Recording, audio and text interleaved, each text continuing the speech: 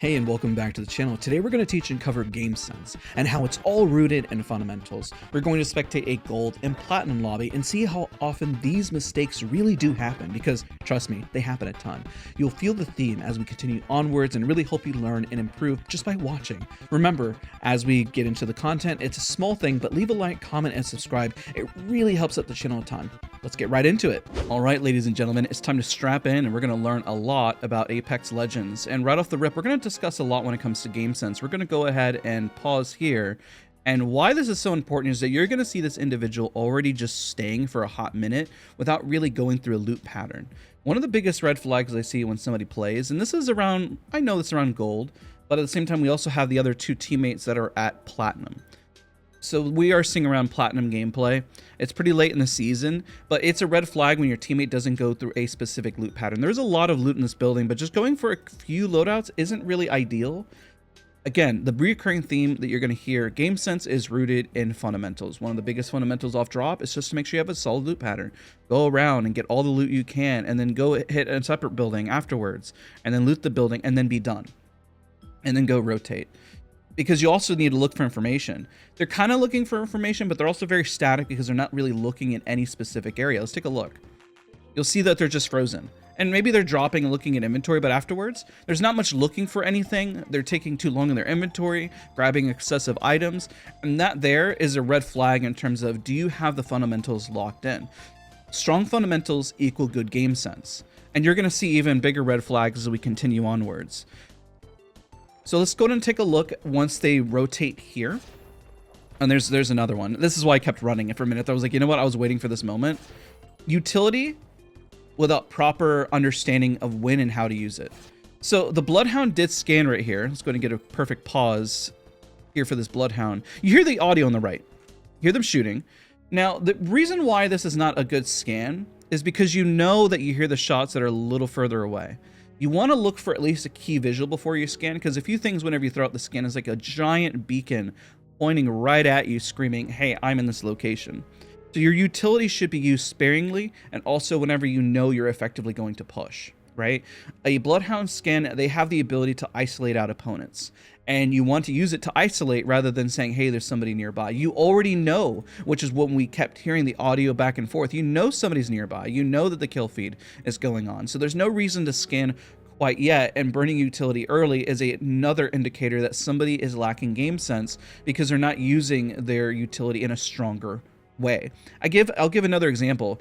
Let's say, for example, Horizon just threw an ultimate right here, but they were by themselves and they didn't even throw any grenades and there was no real purpose. That's bad utility usage. Let's go ahead and keep onwards. I may not even need to just pause. We're only going to do one round, but I promise you as we keep going, it'll be very educational, because we're going to need to pause again right here and take a look. Because like I said, now they don't have the scan here. We know right off the rip, this is game sense, right? If we see them blasting somebody, there's one team located here, and that means that there's another one located over here, right? It means that they're poking too. It means that they're not committed in the fight quite yet. And if they were committed, you would see utility usage, maybe you'd see a seer ult, you would see anything along those lines indicating that they are committed to this fight. We see a balloon being dropped, meaning that this team could not be confident being in it. This is very bold standing, but it's bold standing here, but at the same time, they're not looking at you quite yet, so I can kind of respect it. I always say grenade usage should be utilized to push people out of cover. At the same time, it should be after you've done damage. Let's say they've done a lot of damage to this person and they're trying to knock them around the cover. That's really strong grenade usage. Now, they do get some damage here, but the problem is using utility such as a grenade this early is not so positive because you don't have it for later and you're just burning through resources. So let's take a look at what happens here. So we see that they're blasting, still at a distance. The other team is not even focused on them, which is kind of crazy. Right here, you see how they're not even focused on them? There's the damage. Now, but nobody moves. The grenade is supposed to create some entry, but notice how nobody on the team moves or comms. So that's a waste of grenades. That's why I say utility should be really fundamental in terms of making sure you push. And again, now they have information, they scan back, but nothing is happening. Everyone's just kind of at a standstill. You're just wasting resources and time. And now, guess what? Let's go ahead and pause it again here. New information has been provided. There are 3 teams here. We got 1, 2, and 3, and nobody's committed. You know at this point that you're a total of 4 squads, that you're not going to be able to push anything without getting third party and everything is at a standstill, right? Unless you make a play.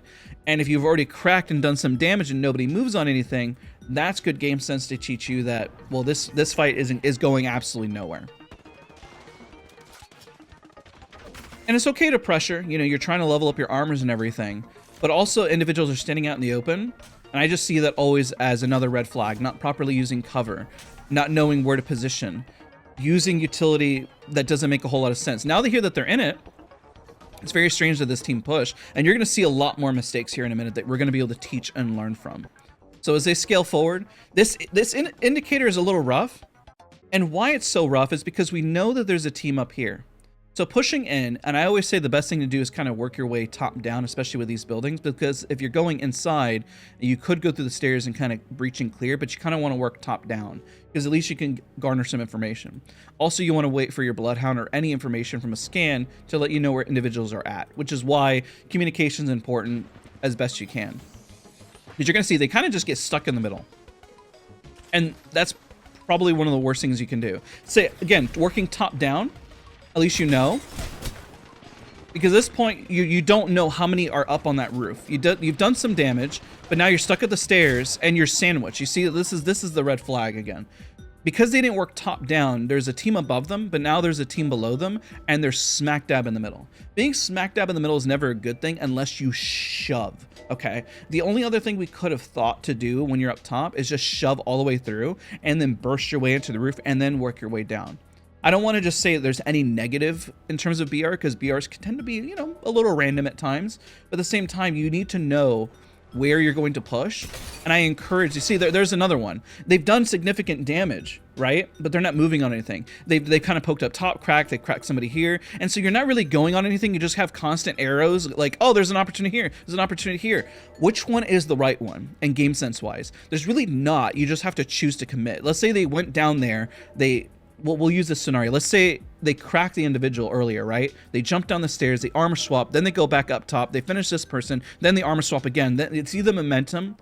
There's a clear action, but this is not a clear action, especially whenever they're getting caught out. And it causes panic, okay? Again, you know, you could use utility, fences. Here's an example of it, but now they're kind of at a stall of like, oh my gosh, my teammates are everywhere. I don't know what's going on. And that is really what breaks your aim and causes you to panic. Because a lot of people do have better aim than they realize. It's just, again, when the game sense kicks in, you're very confused. You're like, what am I doing? Why is this happening? How am I supposed to improve? And of course, this team claims up probably because they were the last ones there, or they held the roof at the height and they worked their way down. Because when the other team was pushing from across the way, it makes a lot of sense why this would work. There is a scan. A lot of people get stuck in the building. It's important that you take the roof and look around. At least have one person go up and look. But right now, everyone's in a box. Everyone is looking down on the ground. Nobody's really doing much of anything in the box. And then you look around. Granted, you threw a scan out, but it doesn't mean people are just not going to push. So it's important at least have somebody look and then trade places. This is where Alter can be really great as an example, because you know, she can loot from a distance. Or if you happen to be a legend that has some ability, take the height quick, look around and say, okay, we can loot now, right? Just having that quick glance is important. I know they have 2 scan legends, to be fair, but it's just a good practice. Good practice to look around, get your surroundings so you don't get run up on. And sometimes you get lucky, but I always fear when teams are just locked into looting and being indecisive. Here's an example of being indecisive that I want to talk about, okay? We're probably going to have to pause here, but how much downtime there is, okay? There's a constant switching. Okay, I'm going to grab this. I'm going to grab that. And we're going to pause here and talk about this. And this is a really, really great concept I want to teach you here. So we're going to pause. Okay, ready? The reason why I'm pausing, and let's go and see when they're swapping it there. Okay, we'll just use this as like our still.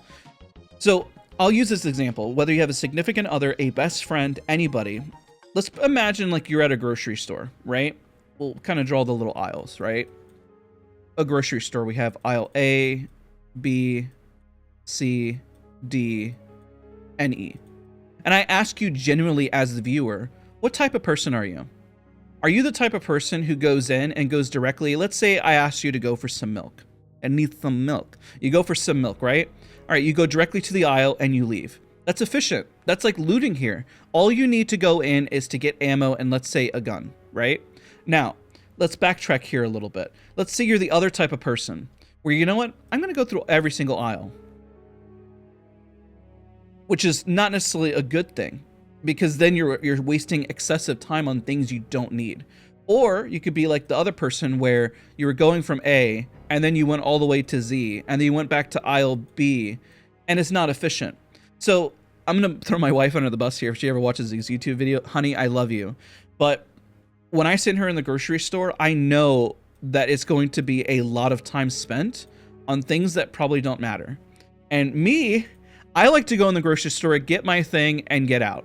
So when you're looting, the biggest tip, and this is game sense, know what you're shopping for, okay? And it drives me up a wall when you see a lot of this and you're just like, oh, I'm gonna go for this. I have too much ammo now. I'm gonna look in here, because you're not looking at the map. You're playing looting simulator, right? And you wanna be efficient. You wanna know if you're not comfortable with the loadout, don't worry about that loadout. But you have to be as efficient as possible. And again, game sense, let's compile this all together. Looking around for your opponents, knowing the map, knowing what loot to get, knowing where to push. All those things add up, and it's done through trial and error. And trust me, a lot of you guys are better at knowing what loot you have. You have better aim than you realize, and you are so much better than you give yourself credit for. But you gotta have to come in with that confidence. And the whole central theme is also confidence. And if you don't have it, it's because you haven't spent enough time doing it. So keep it simple and keep it efficient, and I promise you, you'll net out ahead. You're gonna see a lot of other mistakes here that really damper things. So what we're going to do is skip ahead, because what ends up happening with this team, let's see if I can get to the right moment per se. Going to jump ahead. All right, is that nobody is here. Okay, nobody is located in this area. So let's take a look until it closes, because you know that this side of the map is clear. There's only 11 squads remaining, meaning that most of the teams are going to be on this sector of the map, naturally. So that gives you an open opportunity to push and do something different. So what we're going to do is we're going to pause and take a look at the zone and ask, where are the best positions to play from this side of the map? Well, you could say the top side is not a bad option, you know, any of these buildings, because these buildings hold a lot of height, especially when you're trying to gate from these angles. Ask yourself where you want to gate from. I don't think it's going to end this side of the map. I could be wrong, you know, I record this footage without trying to insert too much of opinion, so I feel like I'm going into it very raw. Holding City Hall side, you know, holding the height is going to be more ideal. And I don't think it'll end here. I don't think it'll end here. So having this power position, even right here, if we were to simplify it, think boom, boom, and any one of those buildings, or perhaps even boom here, right? Those are going to be your power plays, because again, you can look down in the spot, which is why I'm not recommending it. But of course, you can rotate again. Let's hit the next beacon, or let's hit the next beacon. Having a purpose, that's game sense, right? Having a purpose with your action. If you say, I feel lost, okay, well then let's go back to fundamentals. Let's hit this beacon, and let's go hit this beacon. Let's have some action, so we know it's clear right now. But if we move over there, maybe we'll get this other side, and then we'll be provided more information. Now, this team does rotate. And I want to highlight even a mistake here is not having an understanding of the layouts of the building. They keep thinking that they can go up another area, and this wastes time. I know it's nitpicky, and I know everyone is still learning the map, but it's very important to memorize the layout of buildings so you know where positioning does work and does not work. Because then that's going to give you confidence and game sense of where people are going to position. Like I mentioned, look, there's a team up height, right? This makes sense because we just called that's a pretty strong spot to hold, and these buildings are all very powerful spots to hold. What's also interesting is this team on height provides an exceptional amount of respect. Even though they've damaged this team down below, they're showing so much respect to them and just letting them cross and just doing whatever they want, which is pretty wild. If you've done damage, you can start to scale. You don't have to push everything. I'm not telling you as a viewer to push everything. I'm just telling you, do not let your foot off the gas pedal. You can push, you can maintain pressure, give them an anxiety and make them feel like they can't move. Right now, look at this team. They feel like they can move everywhere on the map without even cause or repercussions. And after the damage they did, I would even question it. Not knowing where your position is important, because you see this Bloodhound continues to fall. It's like they don't know where to hold. And that's also a red flag, because they keep moving back and forth. And if this position isn't good, find a new position. I would encourage height. I would encourage trying to hide behind the electrical spot. It's not ideal because you're peeking out wide, but peeking across the windows does not give you a full line of sight. The biggest problem you're going to see here is that this team is scared because they've done damage to them, right? They've done significant damage to them. But they're all peeking wide the same spot. This is not good game sense. Why? Because individuals are going to keep they have knowledge in where they're at. You need to maintain pressure in different spot, and if they have so much pressure, then you bait back and reposition. You want to give different disinformation. You don't want enemies to know where you're at, or that you're scared, or that you're an easy target. The problem is, look at all this damage, is that they've indicated that they are an easy target, and they keep peeking the same spot. If you're peeking wide, all three of you, even if the other team is bad, right? They're going to be able to land something on you, especially if there are 3 people in a doorway. And if you're peeking on the lower floors, it means that you're not holding height, and if they manage to crack you, they're going to take the zip across and push. Now, they got lucky here, because they ended up getting pushed from somebody else. For some reason, the other team decides to push them over here. Now, this does provide an opportunity. This provides an opportunity for this team to do one of 2 things. They could, 1, rotate, or they could, 2, push. I think it's not very positive that they hold here, because it already tells the other team that this team is not confident. Remember game sense. I guess the best advice in terms of game sense is following what would be the most logical thing and the next pathing that would happen. If I was this team and I won, and I know this team didn't push, I would say, why didn't that team push? That's kind of strange. And it would lead because maybe they're not confident. And if they're not confident, then you know that you can push them back. Especially if they're doing damage and they're not going after this, which is kind of crazy.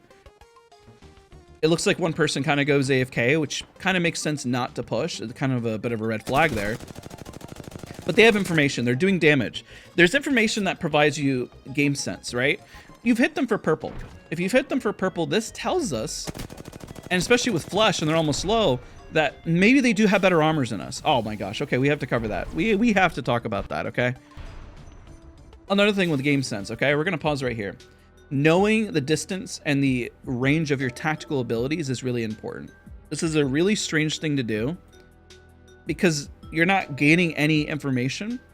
You're trying to gain information, but you already had it. You already know that there was one person in purple that was cracked. You know this person was really low, and you're not moving closer to maintain pressure to even push onto this. Maybe using the tactical from here might reach. It's a bit of a stretch still because you got to be pretty accurate to land it. But if you were on height, and then you look down and then where to get the tactical, you know exactly where to push and maintain pressure. But this is game sense. Game sense is understanding the recoil pattern of a weapon, understanding your tactical abilities, how far they're able to reach. When do you use a bloodhound scan? What can they provide? Are you using your utility for Loba to reposition and get a different angle effectively? All these things are proper game sense and are rooted, again, as we come full circle to fundamentals. Fundamentals are so important. I feel like people judge it too hard to say, well, everyone should know that. Well, if it was true, look what you're saying, right? Like, for example, it might seem really silly to say, but you did see the individual taking a lot of damage from the drill, and you did see the knock, and yet we only see one person pushing here, and yet they're not scaling. They got a knock, they got a finish as a 3v2, and this team is extremely scared still to push. What does that say? What does it say about this team? Like, look, I generally ask you as a viewer, what does that say about the team up top right there? What does that tell you about them? It tells you that they're not confident. When one person goes by themselves, that they're probably not in communication with each other if they're making that bold mistake. The Bloodhound, unfortunately, when they were crawling back, weren't even really holding up their shield and weren't blocking the damage. I guarantee their knockdown shield would have tanked a little bit of it. It still would have hurt, sure. But it is surprising me that they ate so much damage. It's not over till it's over. Maybe you could have provided a knockdown here for your teammate. Don't give up hope. Game sense as well as understanding that there's still some options available for you. Even if you get knocked, you can provide really strong resources for your team, which is free cover. Now for the other team, if I was the other team and I didn't push and I see a Moby, letting him get this res off for free is probably one of the strangest things I have ever seen ever on Apex Legends. Granted, they have cover. I just find it. That was my reaction. Okay, that's all I can think. Now I can understand the grenades to get them. They got the knock, and the fact that they are not shoving still is mind blowing. It's like they're better. They've got the wins. They got the knock. Why aren't they pushing? Like you win these. You win these all day. Like I'm rooting for whoever at this point, right? They can do this, and they're still peeking from the same side and letting them have it. And you essentially have a 1v1 here. And they know that they're cracked, but then the Valkyrie provides respect and just holds. The Seer, yes, can throw the ultimate down to slow them down. That is an option, but it is beyond shocking that the Valkyrie, after doing the damage that they did, let them have this. This goes back to the theme. You've done damage, but you've let them reset. They managed to pop a whole Phoenix kit during that time frame, and they let them breathe. Now, this is another red flag for the... because we're switching back and forth. Let's look at the mini-map, because we're going to switch back and forth. Game sense. Where are your teammates located, and what is their plan of attack, and what are they doing, right? There's clearly no communication going on here, right? We know that there's an enemy team here. We know there's an enemy team here. Nobody's pushing. This person's going for the res. The Seer, it feels like they're playing by themselves. Like they don't like playing a team-based game. They're not even playing aggressive, so I can't even say, oh, wow, that person's super aggressive. No, there's not even any aggression there. There's just flat out a lack of understanding what you're doing. And that's game sense, right? It goes back, cracked, reposition, go back, go play with your teammates, hang out. You know, your teammates aren't trying to be your enemy. Game sense again. You know they're in the center, so why peek on the right? You know, that's another red flag. Let's go back to that. Let's take a look. Right? You know they're in the center. You have not healed yet. So it is very strange to do this type of behavior. It is very strange. That is very abnormal. Because then people, I've seen it before. People start getting mad. They say, I can't believe that happened. You know, what's going on? They rage again, angry, and they start yelling at teammates.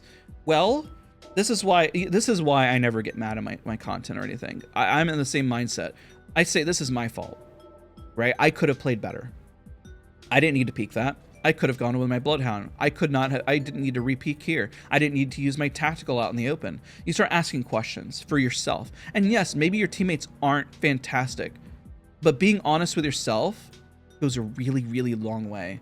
And even if you are the best player and you got 3,000 damage, maybe that one mistake costed you, and maybe your teammates only did 100, but you could always look internally and say, what could I have done better?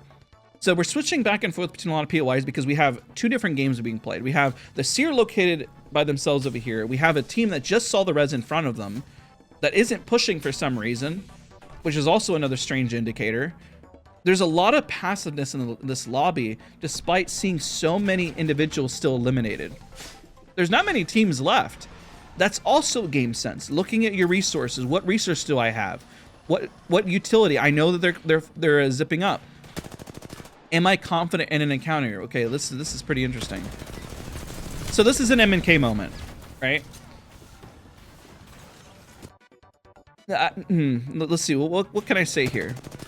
I think the best advice I can give when we look at this is if you know you're not confident in close range encounters, then don't be shy about going in the range and practicing, right? And if you're not confident and you don't know where they're at or what they're going to do, breathe. I think one of the biggest mistakes we see in battle royales is that people just flat out panic. And if you say, well, I don't know what to do, and not panicking, fundamentals. Did you get all the loot you needed? Did you take height? Are you looking around? Where are they located? And if you say, well, I don't feel comfortable shooting close range, go into practice range. Practice a little bit. Take the time in. Let's say, for example, during the fight, you've only seen them use the R301 for like close range for not even 5 seconds. So if you know that gives you a really strong indicator that you need to go in the range. Even spending 5 minutes, like just hitting the target's close range, is more effective than going in game and then just panic shooting. At least you'll create a fundamental base. Okay, so what we're running into now is a situation of having to play patiently. You know there's a team located here. The zone is closing. They have very limited time. They could run past at this point. They are choosing to heal up, which is not a bad thing. It is a choice. You know, topping off. There's no reason to gate here because you're not really going to win if there's 3 people swinging that corner. You do need to get past, so let's see where they go. Let's see if they go to the far angle over there. Looting is very strange in this scenario. You don't need to loot. This ticks really hard. This is why I would say get past, queue past. You're not going to be able to burn through like 3 individuals and then just hide here, which is strange. They know where you're at now. There's no reason to really hide because they're going to come over here in just a second. Like there's no doubt in my mind. They're going to hear the heals. This is why I was saying you need to just get past. If they're distracted, get past. Don't window shop. Don't look at loot. What is your goal? What is your intention? This team here is going to win, whoever's on that side, Because you see that there's like at least, okay, we got at least 3, okay? We know there's at least 3 teams. Because we got the solo, and then we have whatever's happening here. Yeah. And now they're stuck here. This is probably one of the biggest examples of going to zone I can give you. Or I'll fix this in a second. There we go. Because when the zone closes here, they're highly committed. There's only 30 seconds left. Game sense, awareness. The zone is going to close. This here, there's only 1 spot. If we don't clean this up quickly, we're going to lose. Let's run into zone. Let's gate them. Brute forcing this, even if you win, is extremely confident. I guess that's the word I would use, because even traversing would take about 10 seconds to get there. And if you do, and there's a team here, guess what? You've already lost. And I'm sure we're going to see that here in a second. Because now we got the team up top, we got the team down below. So we have like 2 or 3 teams trying to get in. So yeah, 1, 2, and possibly 3 in front. Also game sense. Know how far an evac tower can go. You're going to see this mistake happen. And it doesn't get them very far. This evac tower could have been brilliant. Brilliant. But if they put on top of a building, they could have potentially gotten across. But knowing that distance. Now we don't know the distance. Guess what? There's a team over there. It's happening. What we just discussed, ladies and gentlemen, is happening. The gating. How do you win this? The foresight.